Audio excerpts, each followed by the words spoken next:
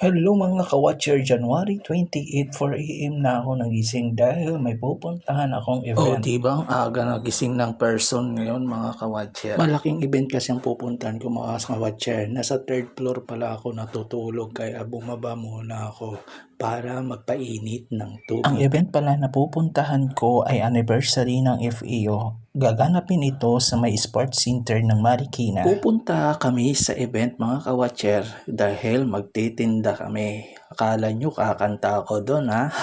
Sideline muna ako mga ka-watcher para naman kumita ako. Hindi lang tayo aasa sa isang trabaho, di ba? Thankful lang ako sa mga amo ko kasi pinapayagan ako mag-sideline. Sana lahat ng amo ganyan ang ugali at ganyan kabait, di ba mga ka-watcher? Kasi tatagal ka talaga sa isang trabaho pag ganyan ang amo. By the way mga ka-watcher, andito na pala ako sa kusina para magpainit ng tubig at iinumin ko bago ako uminom ng kape. Tuwing umaga ko po ginagawa ito ang pag-iinom ng mainit na tubig mga ka-watcher dahil maganda daw ang benepisyo na makukuha natin. Umiinom ako ng mainit na tubig mga ka-watcher na wala pang laman ang tiyan para masunog ang toxic ng ating mga tawan or mga taba ng ating mga katawan. Ayan na nga, nagkakape ako habang nakaupo mga ka-watcher dahil naantay ko yung kasama ko. Pagkadating ko nga sa venue sa sports center ay agad-agad na kami nag-sit up ng aming paninda. 5 AM pa lang mga ka-watcher, ang dami ng mga estudyante na dumating dito sa sports center. Kanya-kanya na kaming nag-sit up ng aming mga paninda mga ka-watcher dahil